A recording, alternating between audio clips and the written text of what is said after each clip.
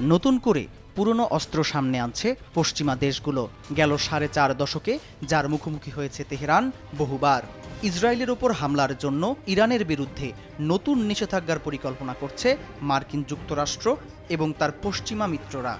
এ যেন old wine in a new bottle. শুরুটা 1979 সালের নভেম্বরে। সে সময় ইরানের ছাত্ররা মার্কিন দূতাবাসে হামলা চালালে সেই বছর শুরুর দিকে মার্কিন যুক্তরাষ্ট্র প্রথমবারের মতো ইরানের ওপর নিষেধাজ্ঞা আরোপ করে। একই বছরে ইরানের ওপর বাণিজ্য নিষেধাজ্ঞা আরোপ করে, আন্তর্জাতিক বাণিজ্যে জড়িত হওয়ার ক্ষমতা সীমিত করে।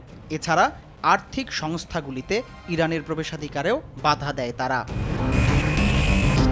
1987 সালে তৎকালীন মার্কিন প্রেসিডেন্ট রোনাল্ড রিগান ইরান থেকে সব ধরনের পণ্য যুক্তরাষ্ট্রের বাজারে আমদানির ওপর নিষেধাজ্ঞা আরোপ করেন। এরই ধারাবাহিকতায় 1995 সালে তৎকালীন মার্কিন প্রেসিডেন্ট বিল ক্লিন্টন মার্কিন কোম্পানিগুলোকে ইরানের তেল ও গ্যাসে বিনিয়োগ এবং ইরানের সাথে বাণিজ্য না করতে নির্বাহী আদেশ জারি করেছিলেন। 1996 সালের এপ্রিলে মার্কিন কংগ্রেসে একটি আইন পাশ হয়।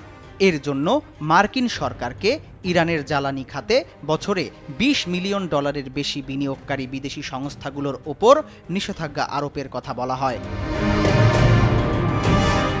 2007 সালের অক্টোবরে মার্কিন যুক্তরাষ্ট্র সন্ত্রাসীদের সমর্থন করার অজুহাতে ইরানের বিরুদ্ধে নতুন নিষেধাজ্ঞার ঘোষণা দেয়। আর 2011 সালে মার্কিন যুক্তরাষ্ট্র, যুক্তরাজ্য এবং কানাডা ইরানের ওপর দ্বিপাক্ষিক নিষেধাজ্ঞা জারি করে। 2022 সালের সেপ্টেম্বরে মার্কিন ট্রেজারি বিভাগ বিক্ষোভকারীদের বিরুদ্ধে সহিংসতা এবং মাহসা আমিনির মৃত্যুর জন্য ইরানের নৈতিকতা পুলিশ এবং ইরানের বিভিন্ন নিরাপত্তা সংস্থার 7 সিনিয়র নেতার বিরুদ্ধে নিষেধাজ্ঞা দেয়। এছাড়াও 2023 সালের জুনে ইরান এবং চীনের 7 ব্যক্তি ও 6টি প্রতিষ্ঠানকে ইরানের ক্ষেপণাস্ত্র এবং সামরিক কর্মসূচিতে সমর্থনকারী নেটওয়ার্ক হিসেবে দায়ী করে নিষেধাজ্ঞার ঘোষণা করে মার্কিন পররাষ্ট্র দপ্তর। 2021 সালের ফেব্রুয়ারিতে মার্কিন প্রেসিডেন্ট জো বাইডেন বলেছিলেন, ইরান 2015 সালের পারমাণবিক চুক্তির শর্তাবলী মেনে না চলা পর্যন্ত তিনি ইরানের বিরুদ্ধে অর্থনৈতিক নিষেধাজ্ঞা প্রত্যাহার করবেন না। তবে মার্কিন যুক্তরাষ্ট্র প্রথমে সমস্ত অর্থনৈতিক নিষেধাজ্ঞা তুলে নিলেই তেহরান সম্মতিতে ফিরে আসবে বলে ঘোষণা দেন ইরানের সর্বোচ্চ নেতা খামেনি। এভাবেই 4.5 দশকে নিষেধাজ্ঞার চক্করে সময় পার করছে ইরান।